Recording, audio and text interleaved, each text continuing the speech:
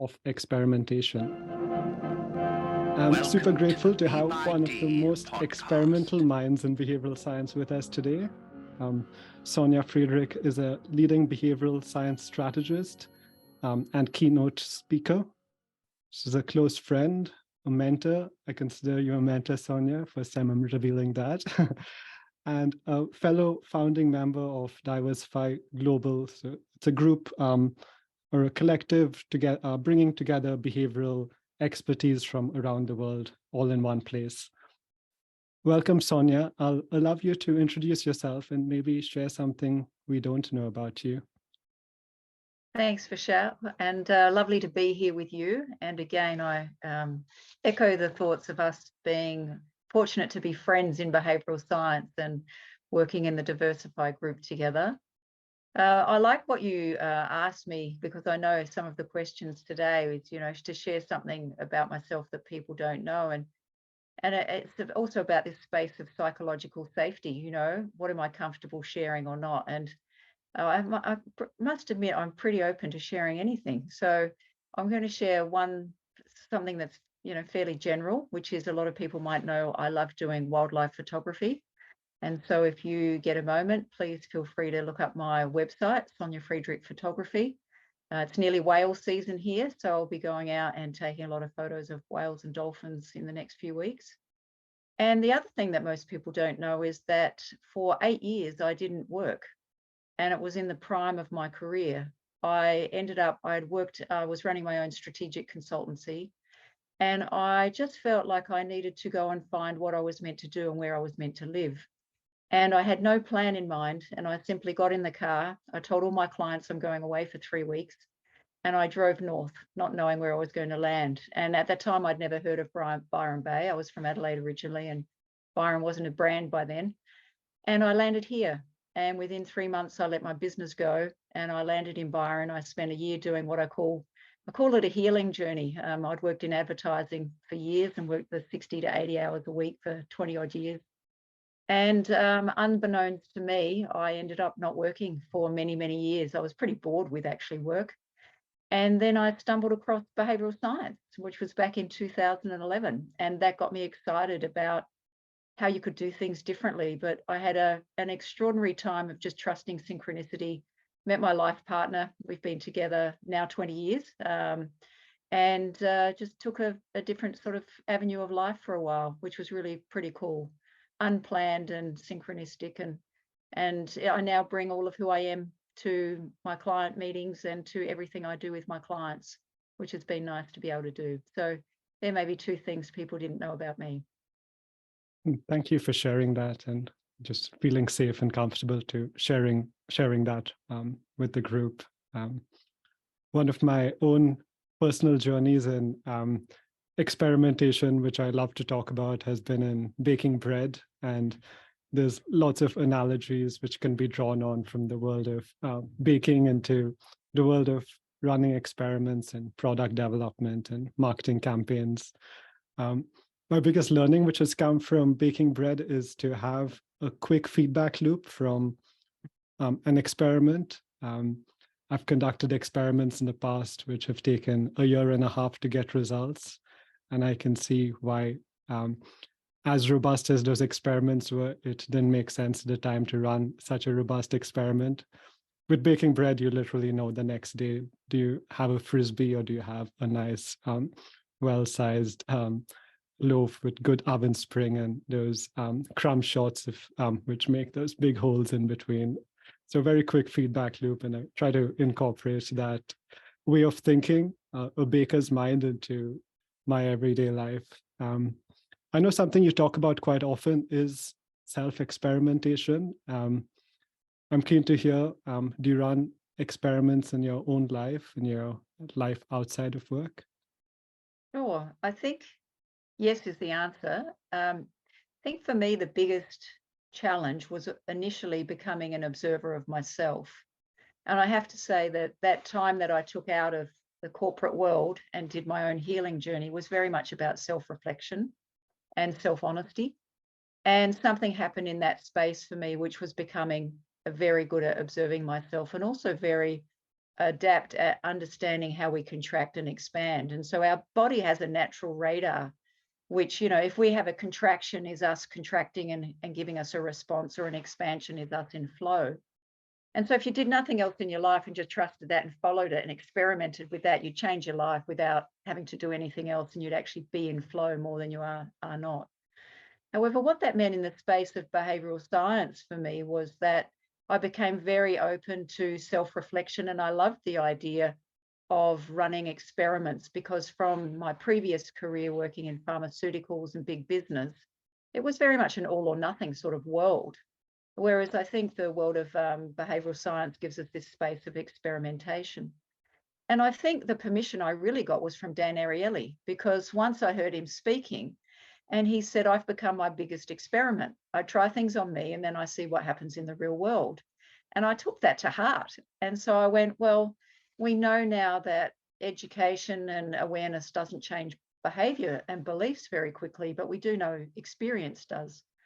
So I thought, well, start experiencing things. And so the self-reflections became simple things like going shopping and actually observing if I turned away from something I thought I was going to buy, and I'd stop in the aisle and just actually physically walk back and go, what was the process of what just happened in my mind? And so I would start to actually stop and break this down and become a pretty good observer of those dynamics in play.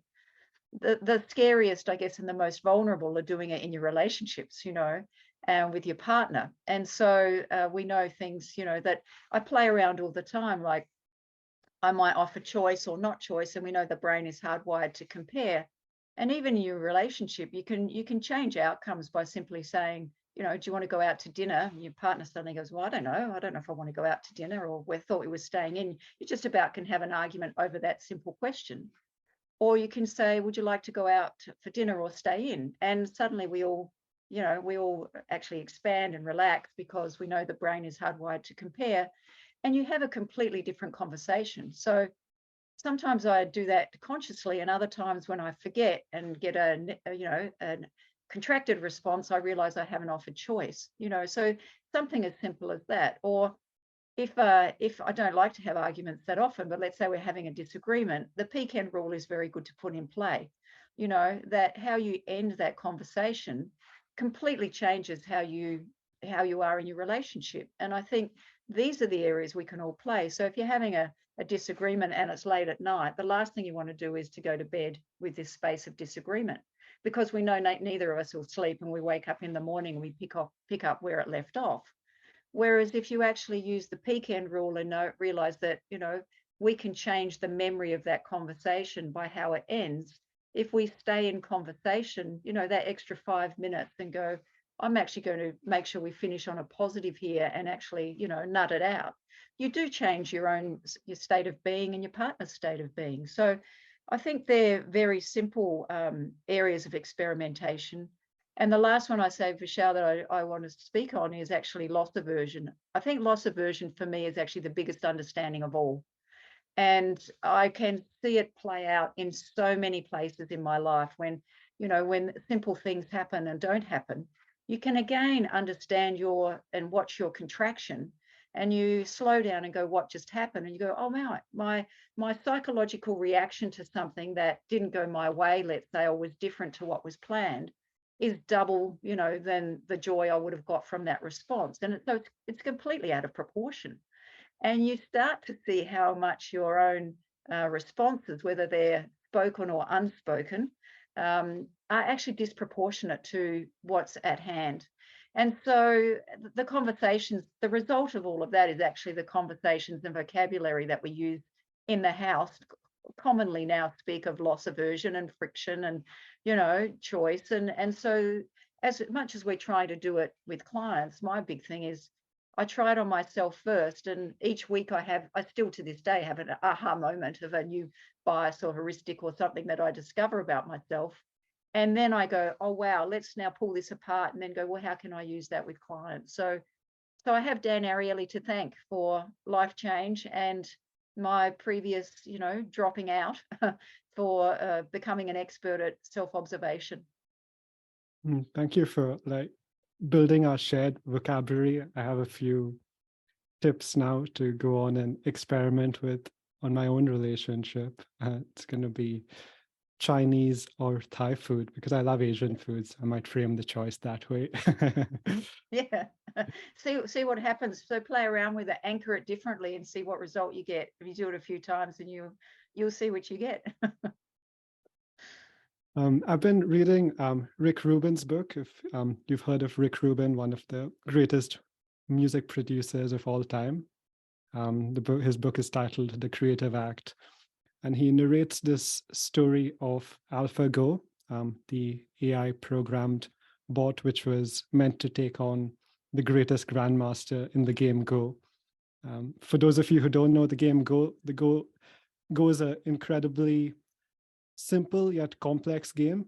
So the permutations of moves any player can make is more than the number of grains of sand on Earth. So an incredible large possibility of moves. The programmers were a bit anxious, and they weren't fully sure if it was ready to take on the grandmaster. The game was going fine. The grandmaster had a slight edge, and there's a Netflix documentary about this moment.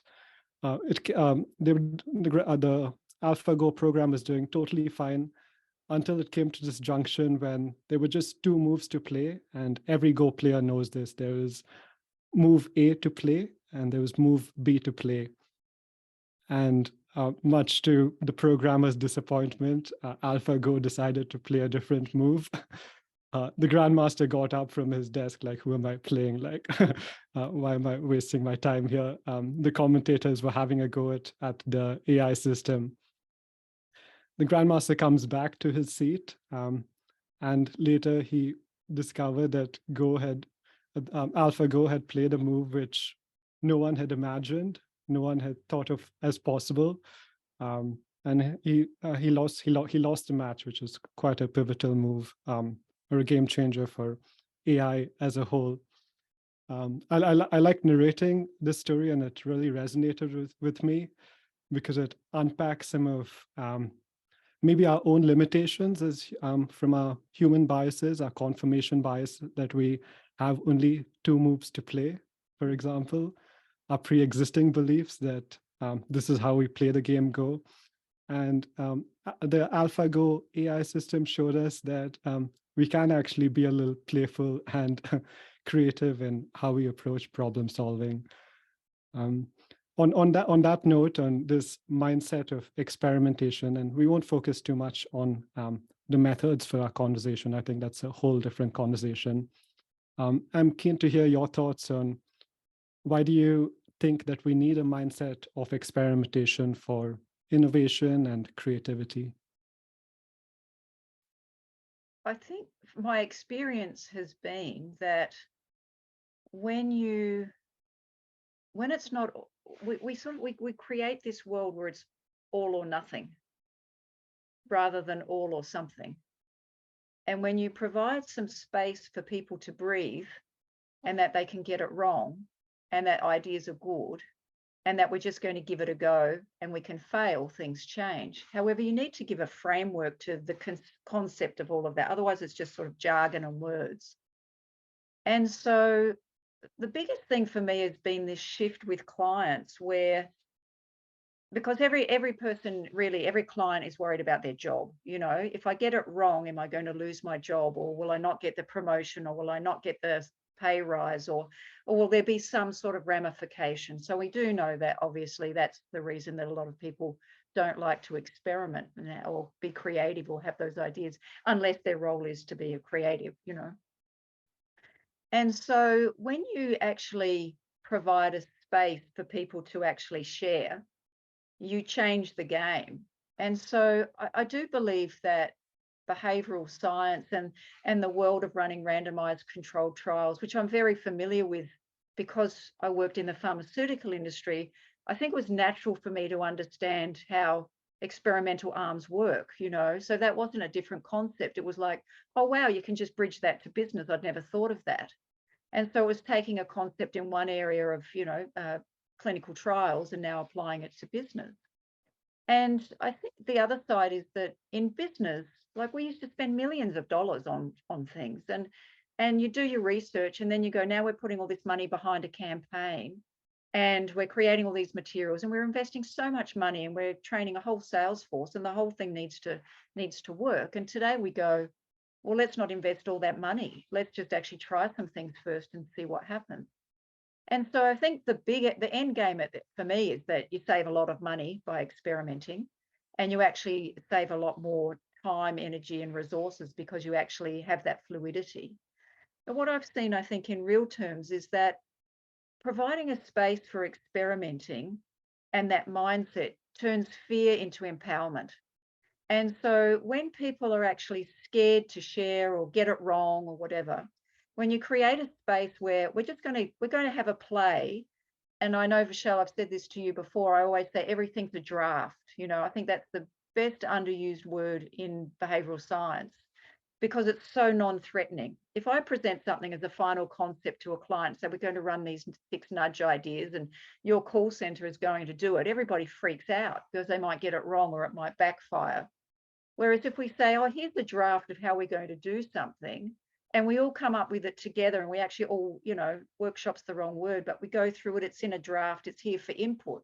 You suddenly open the room for conversation, and you open it for people to share their vulnerability. And so what happens is they suddenly have buy-in and they start changing it and go, I think we could try it this way or that way. And the other side of it for me, Vishal, is when are we running experiments live? Is to really keep a close eye on them so that people aren't out there in this land by themselves. You do have to handhold that whole journey of experimentation, I believe, because it's new for a lot of people. For some industries, less so, the startup world is a bit more familiar with that space. But generally speaking, it's this foreign world and there's still people worried about getting it wrong. Whereas we say it's a draft, we're going to try some different ones, try this on a client here, try that on the next call here. And we keep a close eye on it so that if we actually see it backfires and we're losing customers really quickly, we can do an intervention or we can pull it. And so, and then you actually, and you mentioned this right at the beginning too, and with your bread analogy, is feedback loops, is you bake them in so that everybody knows, it might be the feedback loop is within an hour, it could be it's within a day or a week, depending on what the status of the experiment is. But people start to actually feel comfortable trying different things and allowing their personality within it. So you have a concept of an experiment, but everybody still has to be a human and add their flavor because otherwise it doesn't feel real for them. And then you bring it back. And then what starts to happen is you find, so I'll use this sales call center as an example. It's a real one I've had. Then everybody starts sharing what worked and what didn't work. And then we start playing with lexicon on words that we think will work and not work. And then it might be the offer and how that goes. And so you start shaping and you start shaping it. And you've obviously got your idea of how you do that. And I think right at the beginning, one of the biggest things I've seen, if the team aren't experimenting with you, so I do quite a lot in pricing, and pricing offers. One of the things I've learned is that the first thing you do is in front of the executive team, you draft the same pricing model about 6 or 7 times, and each time you've changed something, which is a nudge in it. And you actually see that if I go, I will change what I would buy based on each one of these nudges, yet the content of what is being sold is exactly the same. It's just a color might change or something might be bold or the order effects or whatever it is. But the actual words and content on the page are exactly the same. So everybody has an experiential aha moment. And we know again that experience changes belief faster than anything. So when the executive team do that, they suddenly go, oh my God, what is this? And you do the same with the sales team or the call center. So everybody goes through an experience. And my aim is always to have that so people can actually have an aha moment. They start going, oh, wow, this is the same information presented differently. And it gives them a bit more freedom to actually start to experiment. So I do think that this, allowing this experimentation and creative solutions and saying, none of us know the answer, let's go and test it and see, and you might find something else. It just allows this, fear to disappear and this empowerment to take place. And the truth is, as soon as they see something land, their confidence just goes through the roof. And from that place, the confidence to now try something else that was before foreign and fearful is no longer fearful. And the ultimate is when you have a sales team start blowing up their own assumptions, because they suddenly start looking at things that they believed were what was happening in a dynamic. And they go, actually, that's made me now look at my own data, and what I thought was happening here wasn't. And now I'm going to try this over here. And they start actually getting big ownership into it. So you create things as drafts, and then people start owning that process, and they start learning how to experiment. And then they go, yeah, we actually experiment all the time, and that cultural shift is really powerful. So I hope that answers that. Yes, so many things to pick up on over there. I really love the framing of, or the reframing of everything is a draft. I think one of the maybe big misconceptions of experimentation is that we're trying to find out whether solution A or solution B works, versus thinking about it as a process. We're not just finding out whether solution A or solution B works. We're also trying to find out some of the gaps in what we believe to be true and how the world actually works.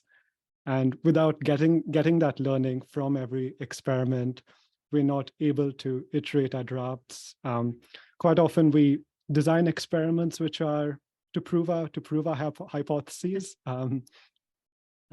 Any scientists know this very well. They start with the objective of science is essentially to disprove your hypotheses, and through disproving the hypothesis, I can see how we can frame and frame our drafts better and better with our learnings every time. And another thing which you did talk about over there was psychological safety and how you create that in teams. I know quite often teams are not comfortable with experimenting when there's not a culture of experimentation in an organization. Do you have any thoughts on how you might create a culture of experimentation, or how do you convince someone to run an experiment? I think the biggest thing is you have to really reassure people that you're right there holding their hand, that they're not going to fall, and that you know how to do it, So it isn't about just putting someone out there and on the edge and going, jump off the cliff and see if you can fly. That is not what this is all about. And my experience is, and I realize this is where I think things are different to, say, how we used to solve problems, say, in advertising, where you present the solution and it goes out, everybody puts it out to market. Here, it's very much about holding people's hand. And so I do actually build in with my client relationships. There is a lot more time in that space, in the space of actually making sure everybody feels safe, and we have those pre-meetings and everybody's actually knows it's okay. And I guess the way for me to do it is like any relationship. If I share something vulnerable about myself, somebody is about to share something more vulnerable back. And so it's the same in business. So it's good for me to share a failure, or what could happen or what won't happen. And also to be very upfront that we want to actually test for any backfires. So I say to every customer of mine, if you want to run a nudge experiment, you need to be prepared to lose a customer.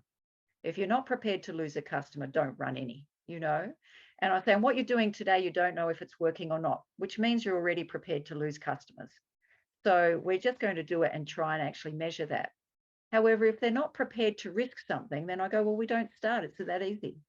Because you actually have to put on the table that we're going to measure it. So we'll actually prove if we're going to lose customers, or if there's something that backfires, and that we are testing for unintended consequences. And I think even just having that conversation so openly that we want to look for what, if there is anything, and we watch it very closely so we can actually, jump in and change it, because it's not an academic, event, an academic process. This is live in market with other people's money and their jobs on the line. And so you hold that with them. And so we don't start until they feel safe. And you have those conversations, and that may require some role playing and rehearsals, and let's actually do them. We do them offline before we take them online, depending on what the nature is. But creating that space of psychological safety, or I never used that term really before myself, but Google's done their report and now everybody's talking about it. So we know that that's sort of like the flavor and word of the month. But it's true, you know.